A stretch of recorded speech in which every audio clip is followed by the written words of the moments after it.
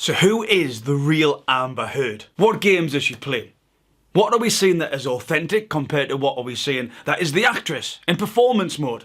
But more so, we're going to be doing a deep dive to find out what triggers Amber Heard and when the real Amber Heard shows up, even when she doesn't want to. And that's what we're going to be doing in here. We're going to be having a little exploration about what triggers Amber Heard, and that we're going to be coupling that up, cross-referencing it with what we've seen in court, plus the evidence of some of the medical experts on what they think Amber Heard is suffering from and what conditions they believe to be present within Amber Heard, and then seeing if it all matches up to give us a conclusion about, do we really believe Amber Heard's side of the story, or are we more leaning towards Johnny Depp's? Because if you can understand what triggers a person, you'll understand when that real person shows up. Yeah, when the veil starts to slip. If you're new to the Believe in Bruce channel, welcome. Remember to subscribe below. And if you're coming back, good to have you again.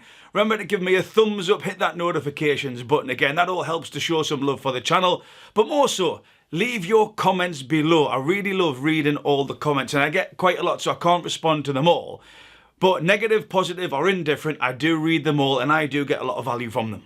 So we've seen Amber Heard being triggered multiple times, being activated, psychologically aroused to a certain degree where it goes past her baseline multiple times in this trial. We've also seen Amber Heard trying to trigger other people. Remember, that is the purpose of a trial.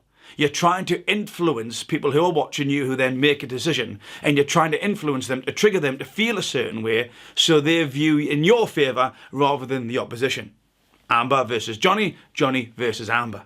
And remember, I'm not on Team Johnny, I'm not on Team Amber, I do not care, so whatever I'm saying is fair and balanced, okay? Fair and balanced. So is Amber Heard putting on a performance? Is she trying to manipulate people's thoughts and feelings? Well, the answer is absolutely she is.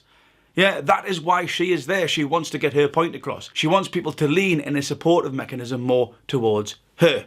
As does Johnny. Johnny wants people to lean more towards him. That's the purpose of what's playing out here. But in order to fully understand Amber Heard, you've got to fully understand yourself that little bit more. And this is where some nice tools, techniques, tricks come into play here. If you can understand what triggers you, you can then decrease those triggers in your life. You can reduce your own stress. Yeah, you can become less irrational. You can be more in control of your world, of the situation, of the experiences that you are present in. So as well as learning about Amber Heard, is she being authentic or not? We probably know the answer here already. I'm also going to be giving you some information that you can use immediately to help you be more in control of your thoughts and feelings so that you can be a better you more of the time. Now, I deliver my corporate seminars and corporate training all over the world. And thinking, feeling and acting is always at the core of me trying to help people, to empower people to be the best versions of themselves. If you can be more in control of your thoughts and feelings, that allows a better version of you to show up, a better version of your team to show up. And I'm running a free webinar in June, so I'll put the link below if you want to do that. It's half an hour, 30 minutes in June. Where we'll be looking at think, feel, act, and some really cool tools and information that you can use, and if you're a manager, give to your team as well, about how you can be the best version of you and how you can help the team be the best version of them. So if that's interested, head to the link below at the end of this video. So Amber Heard and Amber Heard's Hulk. I wonder, why have I got this Hulk behind me? Why have I got the stethoscope? Well, it's part of my job. Right, that's what I do with my clients. That's what I do with people who come in. And they want to be more in control of their thoughts and feelings. They want to expedite their performance. They want to just be more in control of their life. Yeah, sometimes they want to take control back from other people. But the Hulk is something that we've all got inside of us. All right, so when we're talking about reflecting on you here, I want you to just take 2 seconds. All right, in order to understand Amber Heard, you've got to understand yourself. What triggers you? What annoys you? What frustrates you? What irritates you? Because if you've got a head and a heart, I guarantee you have got capacity to become frustrated, to become illogical, to be irrational, yeah? But let's think about this one particular thing now. What really frustrates you? And I want you to say it out loud. Yeah, if you're in a public place, just whisper it. What really frustrates you? Generally, and this is what we see with Amber Heard and Amber Heard's Hulk, is that we get frustrated when someone or something is out of our control.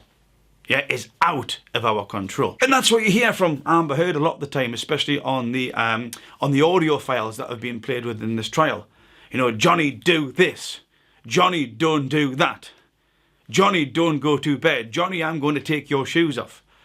Very controlling, psychological manipulation going on. But what Amber Heard is trying to do, because it pleases her, she gets the dopamine rush. Yeah, that mesolimbic pathway. That's where we get the good feelings from. Swamp of dopamine makes us want us to do it again and again and again. Coercive manipulation, and again, there is some examples, to always to be fair and balanced, of Johnny Depp doing it as well. And again, if you've been in a relationship, this will not be uncommon to you. It's not like I'm telling you a brand new thing that's brand new to planet Earth, okay? Sometimes this is what happens in relationships. It goes backwards and forwards, and you try to manipulate a person, even, you know, in a non-relationship environment. You're trying to influence, you're trying to persuade, you're trying to lean on, ultimately trying to get somebody to agree with you or do what you want them or not want them to do, all right? But Amber's Hulk, yeah, Amber's Hulk comes to the fore when Johnny pushes back. Okay, this is fair and balanced. When Johnny pushes back, when Johnny doesn't want to do something that Amber insists on him doing or not doing, at the time when she wants him to do that, that's what we see. That's what we see, the triggers. Even in those little snippets when Amber's not on the stand, when somebody says something that she doesn't like, that she doesn't agree with. All of these things are examples of when it's becoming out of her control. Even in that transactional moment, this is when we see Amber Heard's Hulk.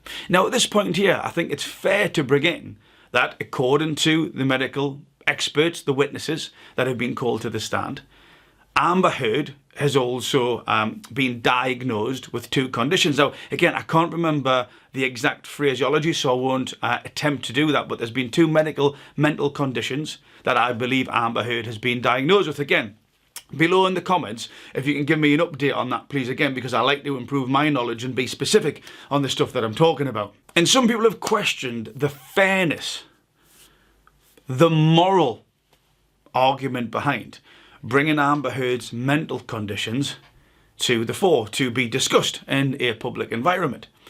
Now, it's a really interesting and evocative one here, because is it fair to discuss someone's mental condition in front of the world?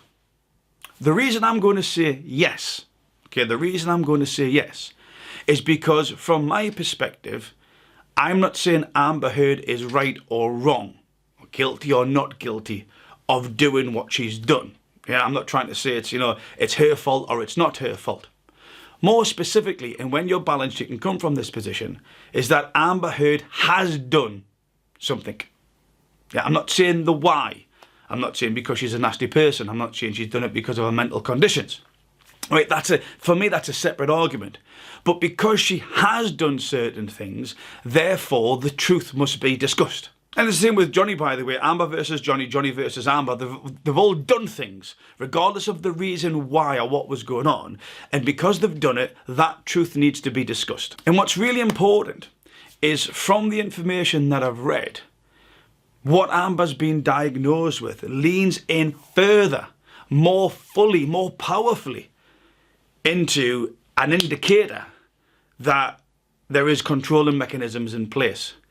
That Amber Heard feels better when she is in control. That Amber Heard feels more herself, more safe, more secure when she tries to put these controlling mechanisms in place. And she's also prepared to manipulate other people, which we all are capable of, by the way. It just with her, it seems to be to an extended degree, to an emphasized degree, to a higher level, in order to get her way. And if Johnny doesn't do what she wants, boom, she's got a trigger. It's a little bit like you driving down a motorway.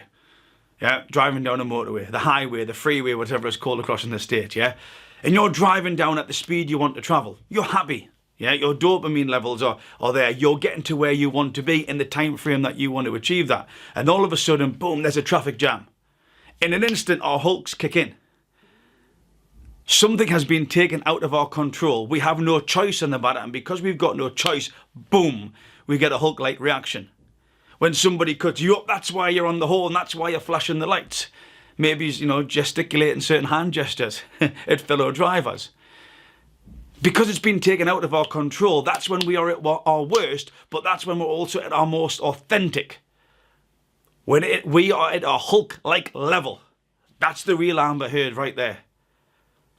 When Johnny's pushing back. When Johnny's not doing what she wants to do. When Johnny's saying, actually, I would like to do something different. Rah! That's when we get a version of the real Amber Heard at that particular point in time with all the emotional stimuli that's going on. Boom.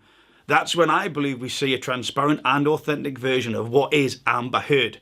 At least in that moment. But you've been triggered before. Yeah, you've been in a traffic jam.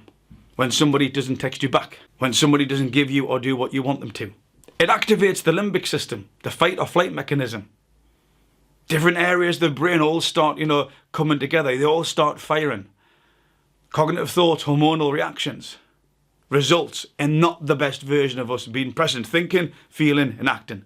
It's present in Amber, it's present in Johnny, it's present in me, it's present in you. And again, I'm not saying it's her fault, I'm saying it's definitely what she's done. So because of those triggers that we've seen, because of the pushbacks that Johnny gives, that seems to be the trend. Yeah? Is she narcissistic? You would have to say yes. Is she controlling? You would have to say yes.